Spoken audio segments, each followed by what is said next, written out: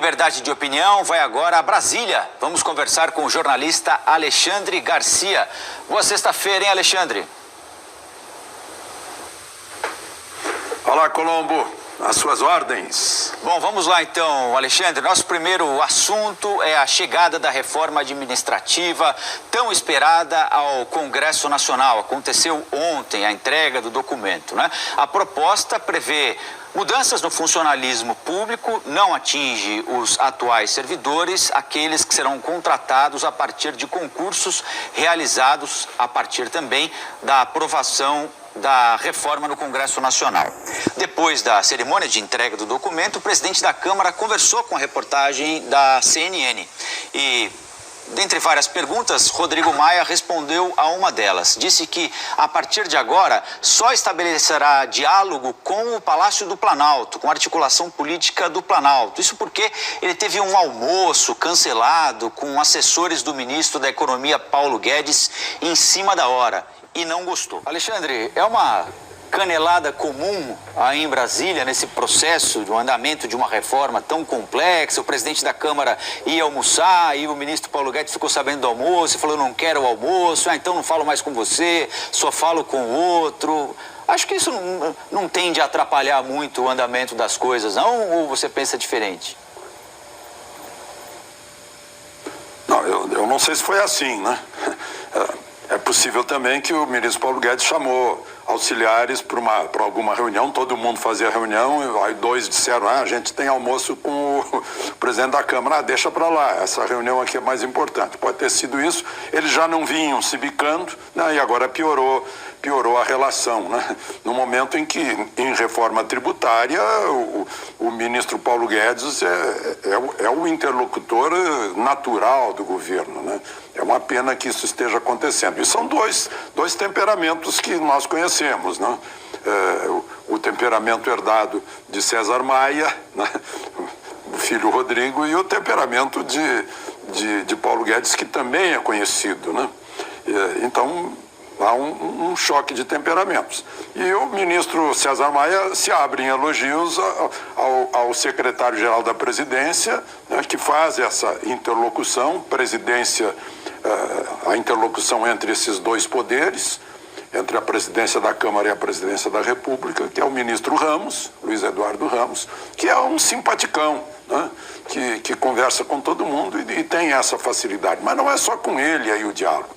O diálogo também é bom, ele não deve ter citado porque achou natural, né? O Ricardo Barros e o Eduardo Gomes, que são também duas lideranças que fazem essa interlocução. Então, vai se encaminhar por onde há caminho, né?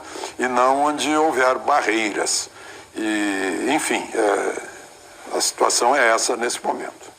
A proposta do governo, né, claro, tem a intenção de reduzir gastos, diminuir o tamanho do Estado, é o que o ministro Paulo Guedes sempre diz. Os efeitos da reforma administrativa devem demorar para serem sentidos, porque não terão validade para os funcionários já contratados, mas para aqueles que serão contratados a partir da reforma administrativa, como eu disse na primeira pergunta, o presidente tem dito frequentemente também, né?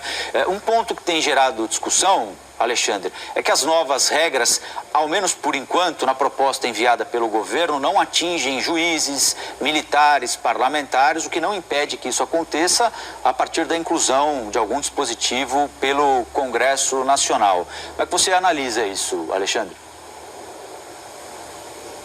Pois é, mas antes eu queria voltar um pouquinho atrás, né, para mostrar essa interlocução. A gente ficou assim, meio sem explicar o que pode acontecer. Na reforma administrativa, o interlocutor vai ser o Rodrigo Maia, né? Na reforma tributária, vai haver uma comissão mista, Câmara e Senado. E na reforma mais importante, que é o Pacto Federativo, que desindexa o orçamento para abrir caminho para o Renda Brasil, para investimento, vai ser o Senado, né? Então aí o compromisso das duas casas em relação às reformas, que as duas casas estão se mantendo à altura, né? Elas ajudaram muito nessa crise, participaram muito nessa crise, né? deve se dizer isso, né? Bom, aí na questão da reforma administrativa, são os cargos de Estado, né? Funções de Estado. São carreiras que representam o Estado brasileiro, né?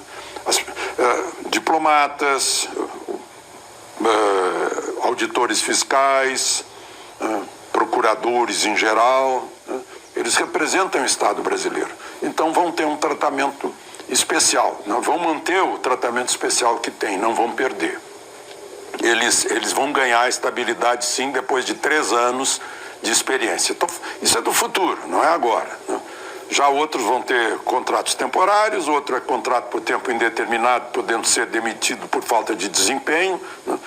E ainda aqueles que ocupam cargos especiais, como ministros, secretários, diretores de fundações, de empresas e tal, que continuam, como se diz hoje em latim, demissíveis ad nutum, né?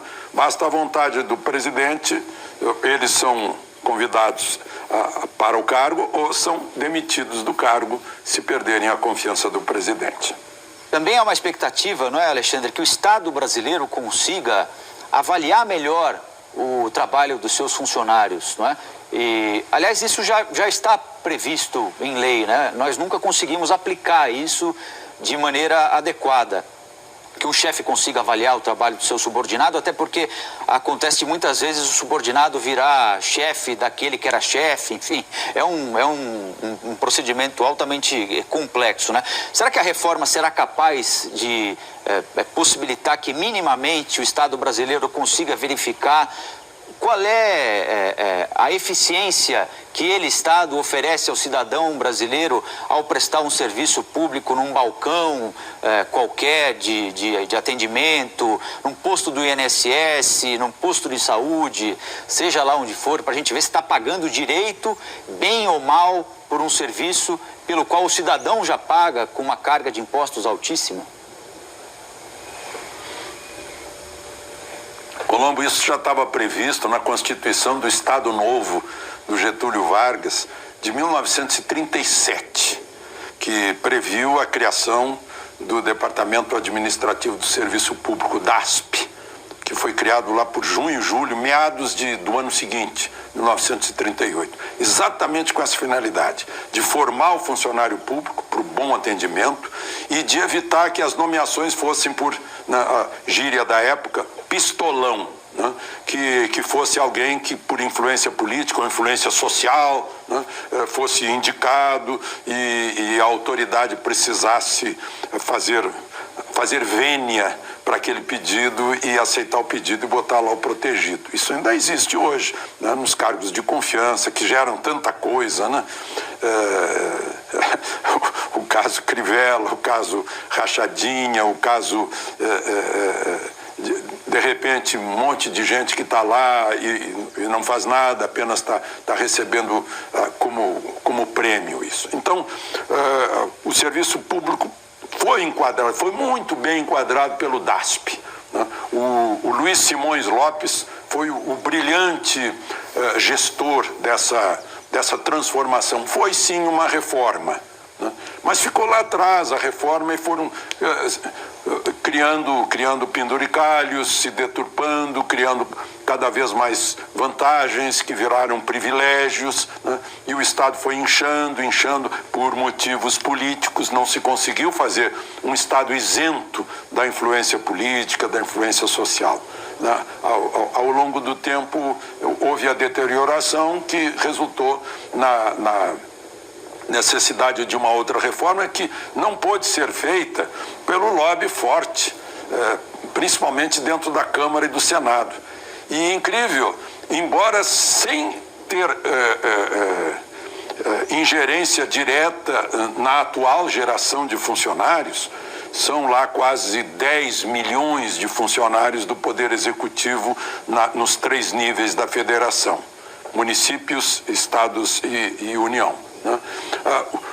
Por incrível que pareça, já estão formando o lobby para evitar a mudança futura, né? já estão formando defesa do serviço público, né? E os outros também têm lobby a favor, né? Vamos fazer essa reforma, tem que reformar tudo, né?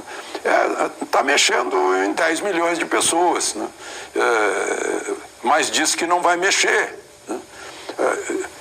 Então, essas pessoas ficam preocupadas com o seu futuro. E a minha aposentadoria, e a pensão, como vai ser, né? A minha aposentadoria pode baixar, não pode. Então, tudo isso vai influenciar aí nessa discussão da reforma administrativa, que a nação, de um modo geral, espera que seja resolvido, porque a palavra burocracia nunca é bem recebida, né, por quem sustenta todo esse serviço e, obviamente, avalia que não está recebendo um serviço público à altura, né? Por mais que se melhore, por mais que haja enxugamentos de processos, né? A burocracia insiste em permanecer, é uma questão de sobrevivência. Daí a dificuldade dessa reforma administrativa, porque trata com gente, né? Com muita gente. A gente tem falado muito nesse nó aqui, não é, Alexandre? Na criação, na construção do orçamento do ano que vem, né? Que é a necessidade de começar a indicar que haverá um caminho de ajuste, embora o ajuste esteja a léguas de distância ainda, financiar programas sociais importantíssimos como o Renda Brasil, muita pressão por gasto, é um nó dificílimo de ser desatado, né? E vai começar a ser desatado no Senado. O Senado é que vai ficar com essa PEC. Foi essa a que eu me referi há pouco, né? Me antecipei aí com essa história do pacto federativo, né? É desatar o nó, é abrir o orçamento. Hoje, 94% das despesas são obrigatórias. Então, não tem muito de sobra, não tem muito o que fazer. Como gerenciar? Você vai gerenciar só um pedacinho, né? Eu vou repetir o que me disse numa entrevista no dia da promulgação da Constituição de 88, o então presidente José Sarney. Com essa Constituição, o país fica ingovernável, né? Dr. Freud explica, ele estava se julgando, eu não vou conseguir administrar o país com essa Constituição, porque essa Constituição me amarra, é uma camisa de força, eu dependo tudo das verbas aprovadas pelo Congresso, e eu fico só com um pedacinho assim de possibilidade de arbítrio, digamos assim, da minha administração. É isso que acontece com os presidentes hoje. Essa reforma pôs lá um dispositivo, né, que vai ser examinado pelo Congresso, vai ter que ser votado como reforma, como PEC, né, como emenda constitucional, a possibilidade de o presidente criar ou fechar órgãos públicos, criar ou fechar funções públicas, cargos públicos, né, para dar mais agilidade, mais mobilidade para o presidente da República. Nessa Constituição, a gente já está acostumado com ela, né? Mas em 88 eu lembro que fazia comparação, o presidente da República vira assim quase uma rainha da Inglaterra, chefe de Estado sim, né? Mas qual é a liberdade que ele tem para governar, né? Para exercer a chefia do poder executivo? É que fizeram uma Constituição parlamentar com uma emenda presidencial, né? Então ficou um Frankenstein aí que ainda está esperando uma correção, e provavelmente essa PEC do Pacto Federativo, que vai começar lá no Senado, né, contenha essa correção, dando mais liberdade para o chefe do Poder Executivo. Colombo? O Rio de Janeiro segue monopolizando atenções, não é, Alexandre? Nível estadual e nível municipal também. Ontem a Câmara de Vereadores rejeitou a abertura de processo de impeachment contra o prefeito Marcelo Crivella. Foram 25 vereadores que votaram contra a abertura do processo, 23 que votaram a favor, uma votação apertada. O prefeito Crivella é acusado de praticar ato de improbidade administrativa por usar funcionários públicos pagos pela prefeitura para atrapalhar o trabalho da imprensa na cobertura de problemas nas unidades de saúde do município. É uma votação apertada há poucos meses da eleição municipal no Rio de Janeiro, não é, Alexandre? Como é que você avalia essa decisão tomada pela Câmara lá do Rio? Olha, um processo de impeachment é um julgamento político, né? Foi assim com Collor, por exemplo, né? Collor foi condenado, foi impedido de continuar governando e foi absolvido no Supremo na ação criminal, né? Então, não tem nada a ver o exame em si dos fatos que levaram ao pedido de impeachment, né? Ele ganhou no julgamento político, Crivella saiu vitorioso. E há uma grande perspectiva de que ele repita uma vitória política na eleição de novembro, né? E isso é que está mobilizando as coisas. Os seguidores dele, os funcionários mais leais, de confiança, mais próximos, perceberam que há uma campanha contra ele e fizeram a anticampanha, né? Liberdade de expressão contra liberdade de expressão, e houve choque, claro, né? Então, está aí, vitória do Crivella no julgamento político, e tem uma CPI pela frente, que tem um ingrediente político muito forte, e as investigações de Ministério Público, etc., que vão prosseguir, né? Agora, Alexandre, é claro que... a situação do município do Rio de Janeiro. Perdão. Cada processo de impeachment é um processo de impeachment e tem as suas razões, né? Mas se a gente der uma olhada no mapa do país agora, há vários correndo, né? Alguns parados pela justiça, do caso do prefeito de Porto Alegre, governador de Santa Catarina, governador do Rio de Janeiro, tinha o caso até ontem do prefeito Marcelo Crivella no Rio de Janeiro. Não é muita coisa num espaço de tempo tão curto assim, repito, respeitando a individualidade de cada processo, né? Cada processo é um processo, mas não é muito tapetão para um país só? Pois é, mas houve um clamor muito grande, né? A respeito de verbas desviadas durante um período de crise sanitária e crise econômica também, crise de emprego, crise de renda. As pessoas estão atentas, né? Gostariam que os governantes também fizessem os sacrifícios que foram impostos às pessoas. E quando aparecem esses escândalos de desvios de dinheiro que era para ser aplicado em equipamento de proteção de profissionais da saúde, respiradores e hospitais de campanha, há uma grita geral. E essa grita é canalizada para os legislativos através dos representantes do povo. E é isso que aconteceu, né?